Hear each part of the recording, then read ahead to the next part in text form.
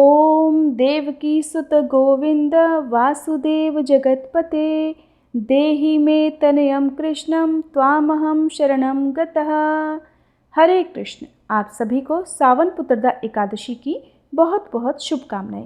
प्रिय श्रोताओं, आज इस पावन अवसर पर सुनिए पुत्रदा एकादशी के दिन सुनी जाने वाली सभी कथाओं का शुभारंभ हम सभी श्री हरि वल्लभा तुलसी माता की कथा से करते हैं। एक बार एक बूढ़ी माई थी जो नियम से तुलसी जी को सींचती थी और कहती थी कि हे तुलसी माता, सत की दाता, मैं तेरा बिरला सींचती हूँ, मुझे बहू दे, पीताम्बर की धोती दे, मीठा मीठा घास दे, वैकुंठ में वास दे, चटक की चाल दे, पटक की मौत दे, चंदन का काठ दे, रानी सराज दे, दाल भात का भोजन दे, ग्यारस की मौत दे और कृष्ण जी का कंधा भी दे।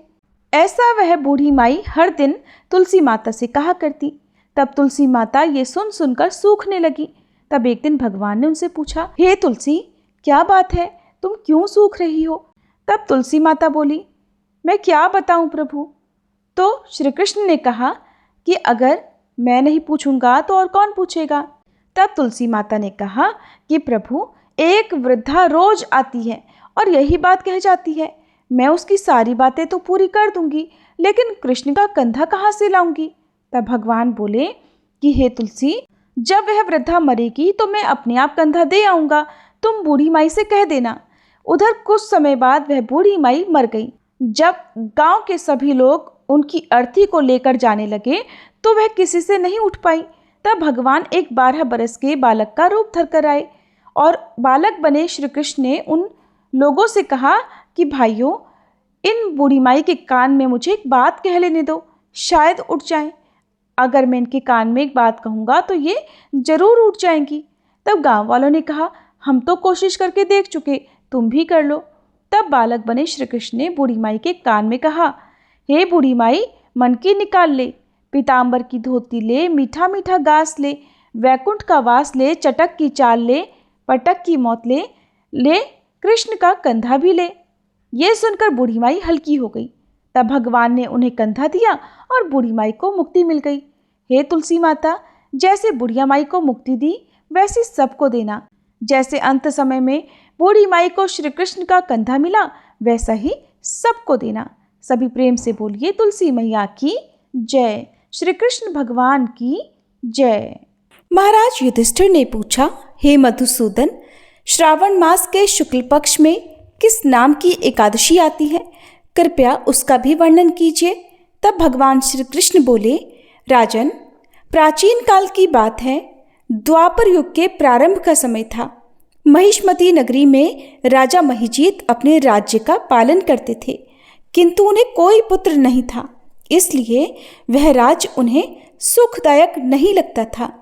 अपनी अवस्था अधिक देखकर राजा को बड़ी चिंता होने लगी।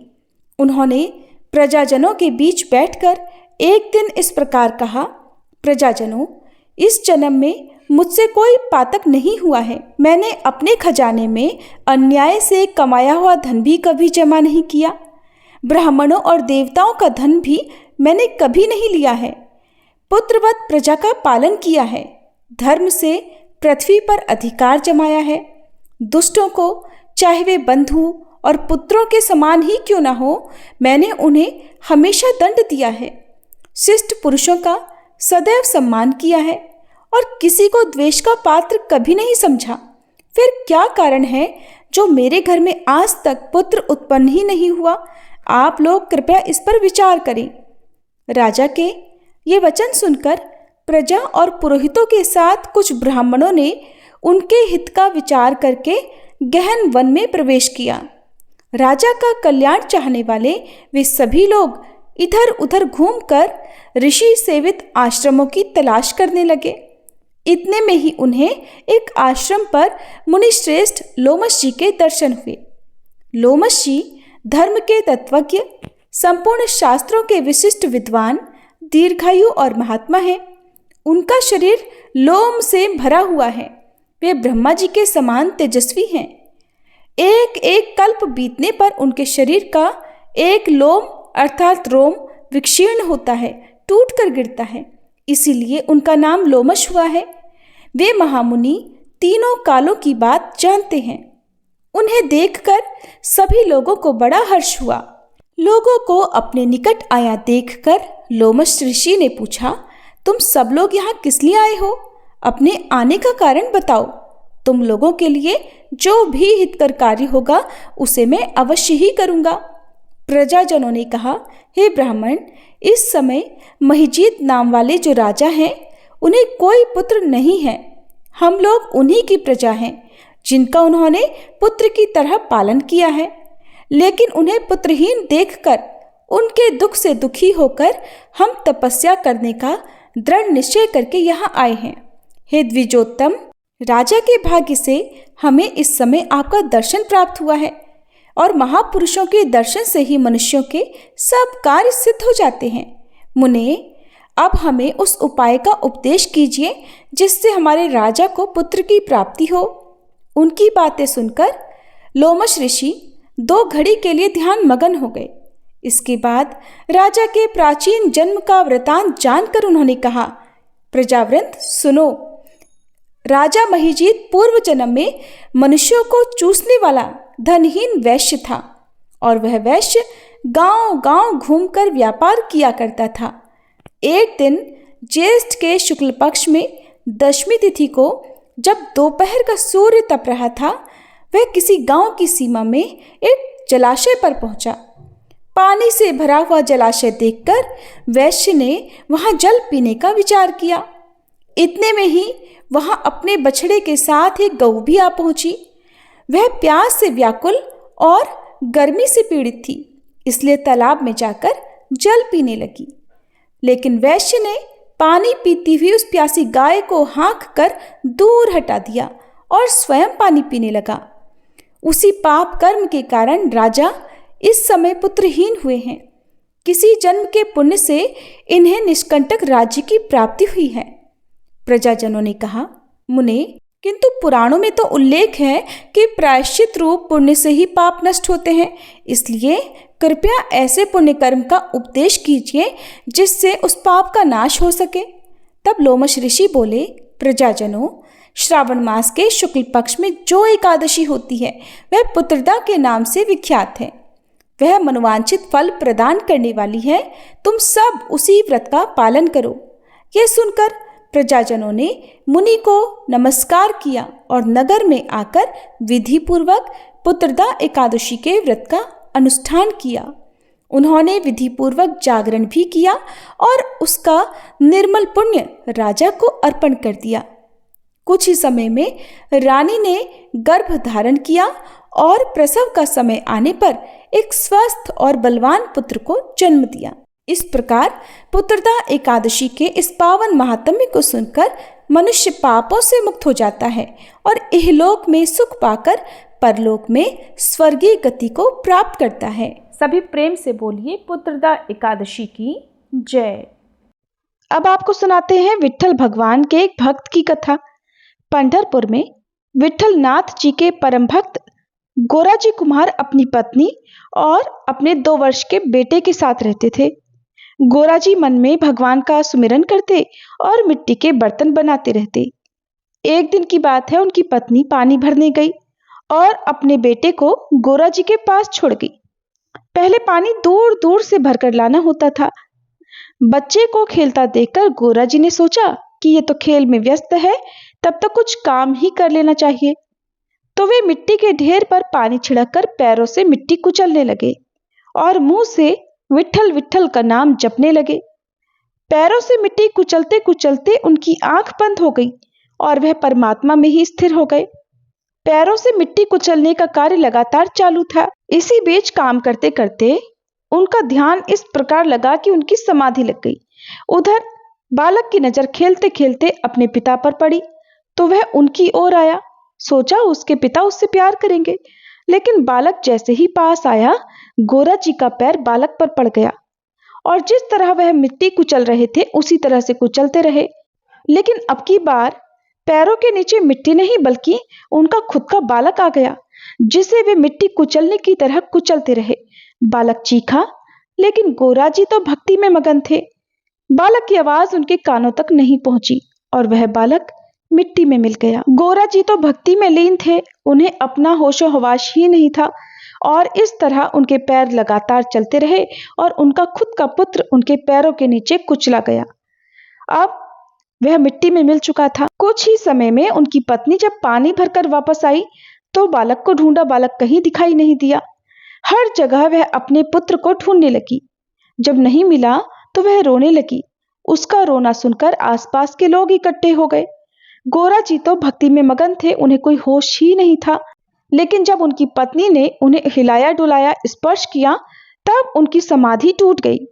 और जब उन्होंने अपने पति से पूछा कि वह बालक कहाँ है, बालक तो मिल ही नहीं रहा, बताओ मेरा पुत्र कहाँ है, मैं तुम्हारे पास छोड़कर गई थी। तभी अचानक पत्नी की दृष्टि मिट्टी पर पड़ी तो देखा कि बालक की हड्डियां निकल गई हैं और आसपास खून ही खून बिखरा हुआ है और वह बालक मिट्टी में मरा पड़ा है। जब ये दृश्य देखा तो उनकी पत्नी जोर जोर से रोने लगी। पड़ोसी भी गोरा जी को कहने लगे कि ऐसी भक्ति किस काम की कि अपना खुद का बालक पैरों तले कुचला गया और फिर भी पता नहीं चल पाया। अब गोरा जी को सभी भला बुरा कहने लगे। पुत्र मोह में उनकी पत्नी ने भी गोरा जी की ईश्वर भक्ति के विरुद्ध बहुत सारे शब्द कहे। जब पत्नी ने भी उन्हें बुरा भला कहना शुरू किया तो गोरा जी को बड़ा बुरा लगा। कहने लगे कि बालक का समय आ गया होगा, इसीलिए चला गया है और ये जीवन तो एक स्वप्न ही है, इसलिए चिंता मत कर, भगवान जो करता है अच्छा ही करता है, इसलिए शोक मत करो।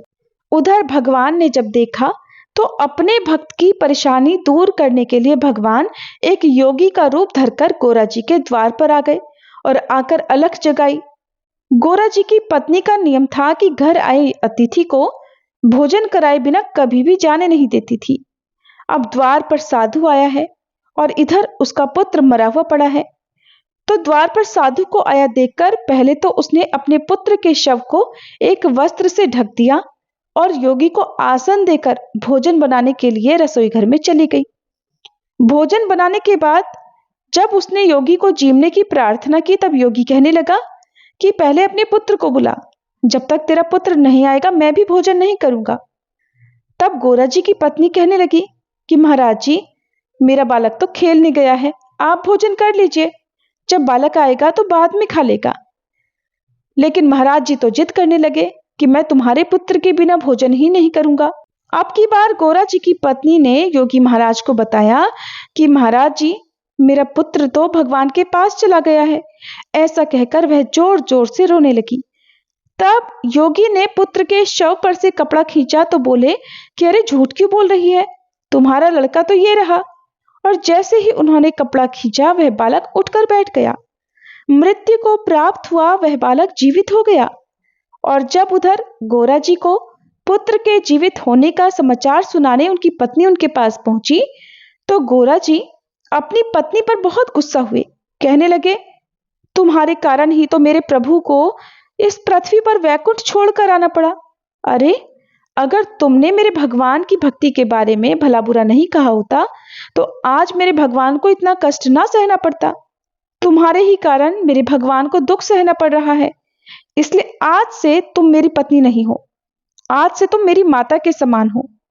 और जैसे ही उनकी पत्नी ने यह सुना तो वह बेहोश होकर वहीं गिर पड़ी। कुछ समय बाद जब होश आया तो सोचने लगी कि कोई दूसरी स्त्री विवाह करके आएगी तो पति को तकलीफ होगी, क्यों ना इनके साथ मैं अपनी बहन का ही विवाह करवा दूं, जिससे यही ठीक रहेगा।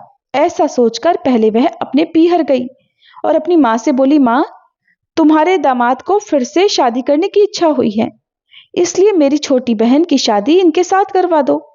माँ ने सोचा कि बड़ी बेटी सुखी है, जमाई जी भी अच्छे हैं, इसलिए उन्होंने छोटी बेटी का संबंध करने में बिल्कुल भी देरी नहीं लगाई और फिर ब्राह्मण से नारियल विवाह के लिए भिजवा दिया। उधर पत्नी के आग्रह के कारण गोरा जी ने विवाह करना स्वीकार भी कर लिया। विवाह के बाद विदाई के समय सासू जी ने जमाई से कहा कि जैसे तुम मेरी बड़ी बेटी का अच्छे से ध्यान रखते हो वैसे ही मेरी छोटी बेटी का भी ध्यान रखना। तब गोरा जी ने कहा कि बड़ी माँ तो छोटी बहन। शादी के बाद भक्त जी घर के कार्यों में लग गए। थोड़े दिनों के बाद जब पत्नी की बहन को पति सुख नहीं मिला तो वह लोगों से बातें करने लगी कि उसे पति सुख नहीं मिला और बड़ी बहन के कारण मेरी जिंदगी खराब हो गई है। धीरे धीरे जब ये बात बड़ी बहन ने सुनी कि गोरा जी उसकी छोटी बहन के साथ पत्नी का संबंध नहीं रखते हैं, तो उसे बड़ा दुख हुआ तथा दोनों के बीच में प्रेम हो जाए ऐसा उपाय उसने सोचा। फिर एक दिन जब गोरा जी सो रहे थे, तब एकांत में अपनी बहन को ले जाकर गोरा जी के पास उसने उसे सुला दिया। जब रात को गोरा जी के हाथ का स्पर्श स्त्री से हुआ तो गोरा जी जाग गए और अपने आप को धिक्कारने लगे कि जिसे बहन माना उसको इन हाथों ने स्पर्श किया है। ऐसा सोचकर गोरा जी ने तुरंत अपने हाथों को काट डाला। ऐसा होते देखकर उनकी पत्नी डर गई, भयभीत हो गई और रोने लगी। अब गोरा जी के हाथ कट जाने से बर्तन नहीं बनने के कारण परिवार की आर्थिक स्थिति बहुत कमजोर हो गई। उधर जब भगवान ने देखा कि उनके भक्त की आर्थिक स्थिति कमजोर हो गई है, तब वह अपने भक्त के सभी आर्थिक अभावों को दूर करने के लिए विठलनाथ भगवान ने कमलानाथ नामक कुम्हार का वेश धारण किया। गरुड़ जी को गधा बनाया और लक्ष्मी जी को कुम्हारन बनाया और गोरा जी के घर पर आकर कहने लगे, भगत जी, मेरे देश में भीषण अकाल पड़ गया है, इसलिए हम लोग इधर आ गए हैं। अगर आपके यहाँ पर नौकरी मिल जाए तो हम आपके यहाँ पर काम कर लेंगे, हमें नौकरी पर रख लो। गोरा जी ने कहा, मैं तो बड़ा गरीब हूं, भला तुम्हें क्या दे सकता हूं, तुम किसी और के पास जाकर नौकरी कर लो। भगवान बोले, नहीं नहीं, मुझे पैसा नहीं चाहिए, बस केवल 2 वक्त का भोजन दे दिया करना। सुनकर गोरा जी ने हामी भर दी। क्या करते, जरूरत तो थी ही। दोनों हाथ कट जाने के कारण बर्तन बनाने का काम जो बंद था, अब तो भगवान गोरा जी के घर पर रहकर सुंदर सुंदर बर्तन बनाने लगे, जिससे गोरा जी की आय भी बढ़ गई। एक बार संत नामदेव जी विठलनाथ जी के दर्शन को मंदिर में गए तो उन्हें मूर्ति में भगवान का तेज नहीं दिखा। तब भगवान के दर्शन करने के लिए नामदेव जी ने जैसे ही ध्यान लगाया, तब उन्हें पता चला कि भगवान तो गोरा जी कुम्हार के यहाँ पर नौकरी कर रहे हैं। अब तो वे नामदेव जी गोरा जी के घर गए। भक्त नामदेव जी को आता देखकर गोरा जी बड़े प्रसन्न हुए और उन्हें आसन दिया। तभी भगवान नामदेव जी को आता देखकर मिट्टी के पीछे छुप गए और बाद में मंदिर में चले गए। जब नामदेव जी ने गोरा जी को बताया कि तुमने भगवान को तकलीफ दी है, अरे भगवान तुम्हारे यहाँ पर नौकरी कर रहे हैं, अब तो ये सच्चाई जानकर गोरा जी पश्चाताप करने लगे। फिर अपनी पत्नी और पुत्र के साथ भगवान के पास गए और भगवान से क्षमा याचना करने लगे। तब भगवान ने पूछा, तुम अपनी पत्नी के साथ संबंध क्यों नहीं रखते हो? तब गोरा जी ने बताया कि सासू जी के वचन के कारण ही मैं संबंध नहीं रख पा रहा हूं। भगवान ने कहा, पहली पत्नी का त्याग किया, उसका भी निमित्त तुमने मुझे बनाया है, अतः आज से मेरी आज्ञा है कि तुम दोनों ही स्त्रियों के साथ प्रसन्न रहो। तभी गोरा जी के हाथ भी ठीक हो गए और अब भक्त गोरा जी अच्छे से अपनी दोनों पत्नियों और अपने बालक के साथ रहने लगे। सभी प्रेम से बोलिए विठल भगवान की जय। अब सुनिए 11 माता की कथा। कहते हैं कि भगवान की लीलाएं सामान्य बुद्धि से नहीं समझी जा सकती। कई बार जो बातें हमें नियमों के विरुद्ध दिखाई देती हैं, उसके पीछे भी प्रभु की कोई गहरी करुणा और रहस्य छिपा होता है। ऐसी ही एक अद्भुत कथा श्री जगन्नाथपुरी धाम से जुड़ी हुई है, जहाँ एकादशी के दिन भी भक्त बड़े प्रेम से महाप्रसाद ग्रहण करते हैं। आखिर ऐसा होता क्यों है, जबकि शास्त्रों में तो एकादशी के दिन अन्न और विशेष रूप से चावल का सेवन वर्जित माना गया है। इस रहस्य को समझाने वाली ये कथा बड़े ही सुंदर ढंग से भगवान जगन्नाथ जी की महिमा का वर्णन करती है। बहुत प्राचीन समय की बात है, जब संसार में धर्म की स्थापना हो रही थी, तब भगवान श्री विष्णु के दिव्य तेज से एक अद्भुत शक्ति प्रकट हुई। वो थी एकादशी देवी। भगवान ने उन्हें ये महान दायित्व सौंपा कि वे संसार के जीवों को पापों से मुक्त करने का मार्ग दिखाएं। भगवान ने कहा, हे देवी, प्रत्येक पक्ष की एकादशी तिथि तुम्हारी होगी। जो मनुष्य उस दिन व्रत करेगा, मेरा स्मरण करेगा और अन्न त्याग कर भक्ति में मन लगाएगा, उसे विशेष पुण्य प्राप्त होगा। ये वरदान पाकर एकादशी देवी का प्रभाव तीनों लोकों में फैल गया। देवता, ऋषि, मनुष्य सभी उनके दिन का आदर करने लगे। धीरे धीरे उन्हें अपनी शक्ति का ही बड़ा अभिमान हो गया उन्हें लगने लगा कि उनकी आज्ञा के बिना कोई भी जीव धर्म के मार्ग पर नहीं चल सकता। फिर एक दिन वे भ्रमण करती हुई नीलांचल धाम यानी जगन्नाथपुरी पहुंच गईं। जैसे ही उन्होंने श्री मंदिर के निकट कदम रखा, वे हैरान रह गई। आज एकादशी थी, लेकिन पूरे धाम में उत्सव का सा वातावरण था। मंदिर की विशाल रसोई में अनेकों प्रकार के व्यंजन बन रहे थे। आनंद बाजार में हजारों भक्त बैठे हुए थे और बड़े प्रेम से महाप्रसाद ग्रहण कर रहे थे। कहीं गर्मा गर्म भात परोसा जा रहा था, कहीं दाल, कहीं सब्जियां और कहीं अन्य प्रसाद। ये देखकर एकादशी देवी का क्रोध भड़क उठा। उन्होंने सोचा, ये कैसे संभव है? मेरे दिन तो लोग अन्न का स्पर्श तक नहीं करते, फिर यहाँ इतनी बड़ी संख्या में भक्त चावल और अन्य अन्न ग्रहण कैसे कर पा रहे हैं? क्रोध में भरी हुई वे सीधे मंदिर के गर्भगृह में पहुंची। वहां भगवान जगन्नाथ जी अपने बड़े भाई बलभद्र और बहन सुभद्रा जी के साथ विराजमान थे। एकादशी देवी ने प्रभु से कहा, प्रभु, ये कैसी व्यवस्था है? आपने ही तो कहा था कि एकादशी के दिन अन्न में पाप का निवास होगा, फिर आपके ही धाम में ये सब क्या और क्यों हो रहा है? भगवान जगन्नाथ जी ने मुस्कुराते हुए उत्तर दिया, देवी, बाहर संसार में तुम्हारा नियम सत्य है, लेकिन यहाँ जो अन्न तुम देख रही हो वो साधारण अन्न नहीं है। ये मेरा महाप्रसाद है। ये मेरे स्पर्श से पवित्र हुआ है। इसमें किसी भी प्रकार का पाप प्रवेश नहीं कर सकता। लेकिन एकादशी देवी का अहंकार अभी शांत नहीं हुआ था। उन्होंने कहा, नियम तो नियम होता है। अगर संसार में कोई अन्न नहीं खा सकता तो फिर यहाँ भी किसी को नहीं खाना चाहिए। ये सुनकर भगवान गंभीर हो गए। उन्होंने कहा, देवी, तुम्हें अपनी शक्ति का अभिमान हो गया है। तुम भूल गई हो कि महाप्रसाद केवल भोजन नहीं बल्कि साक्षात ब्रह्म स्वरूप है। जहाँ मेरा महाप्रसाद है वहाँ किसी पाप की शक्ति नहीं चल सकती। फिर भी एकादशी देवी अपनी बात पर अड़ी रहीं। उन्होंने निश्चय कर लिया कि वे भक्तों को महाप्रसाद ग्रहण करने से रोकेंगी। तब भगवान जगन्नाथ जी ने अपनी योग माया को प्रकट किया। क्षण भर में दिव्य शक्तियों ने एकादशी देवी को बांध लिया। उन्हें मंदिर में एक पवित्र स्थान पर ले जाकर रोक दिया गया ताकि वे महाप्रसाद की सेवा में कोई बाधा न डाल सके। अब एकादशी देवी का सारा अभिमान समाप्त हो चुका था। वे विनम्र होकर बोली, प्रभु, मुझसे भूल हो गई। मैं आपके महाप्रसाद की महिमा को नहीं समझ सकी। कृपा करके मुझे क्षमा करें। भगवान का हृदय तो अब करुणा का सागर है। उन्होंने भी प्रेम पूर्वक कहा, देवी, तुम्हारा सम्मान भी बना रहेगा और मेरे महाप्रसाद की महिमा भी। आज से जो भक्त जगन्नाथ धाम में एकादशी के दिन महाप्रसाद ग्रहण करेंगे वे पहले उसे श्रद्धा से प्रणाम करेंगे और तुम्हारा स्मरण करेंगे। तब उन्हें किसी प्रकार का कोई दोष नहीं लगेगा। ये सुनकर एकादशी देवी प्रसन्न हो गई। उन्होंने भी आशीर्वाद दिया, जो भक्त श्रद्धा और भक्ति के साथ केवल जगन्नाथ महाप्रसाद ग्रहण करेंगे, मैं उनके दोष नहीं देखूंगी बल्कि उनके पुण्य में वृद्धि करूंगी। तभी से ये परंपरा चली आ रही है कि जगन्नाथपुरी में एकादशी के दिन भी महाप्रसाद का वितरण और सेवन होता है।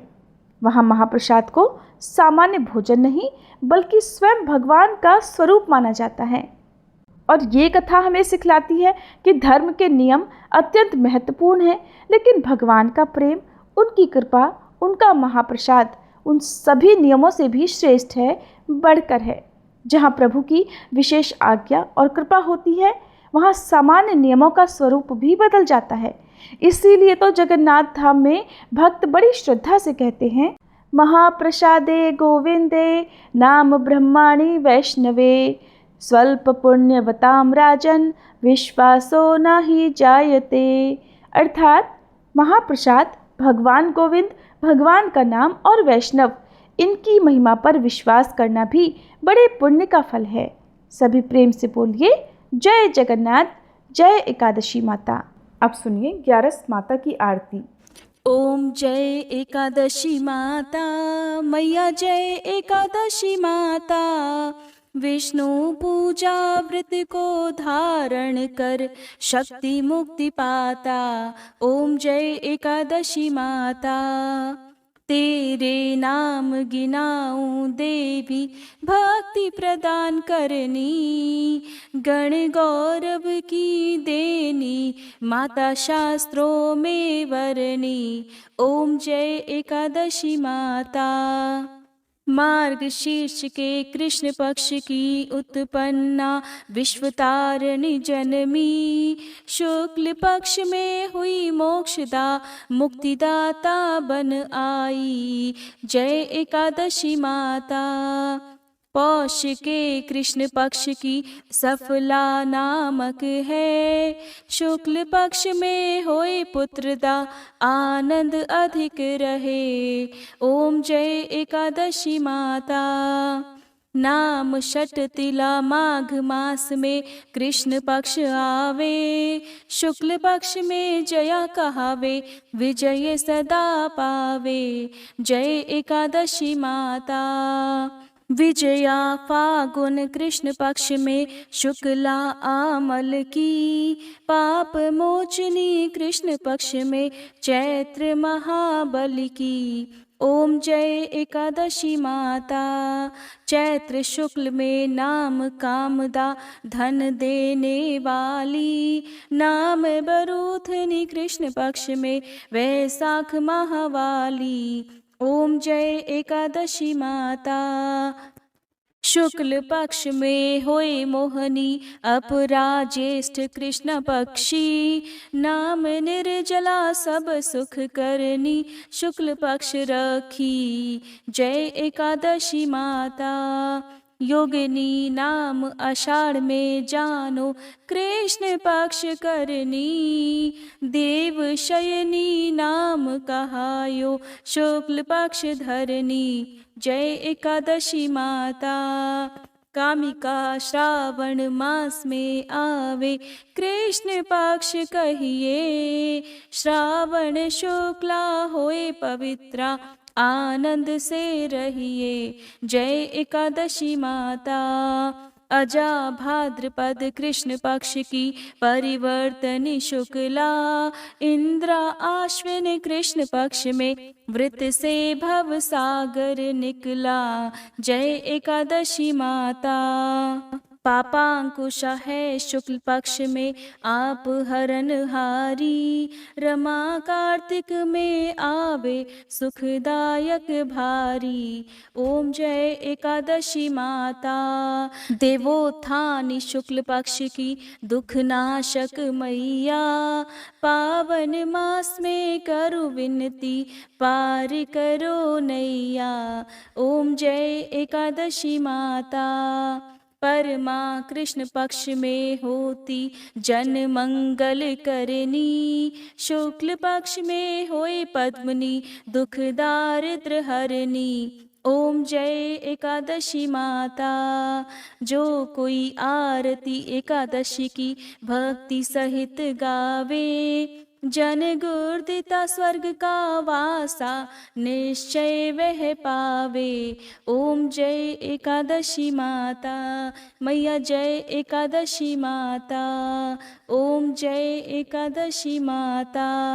प्रेम से बोलिए एकादशी मैया की जय।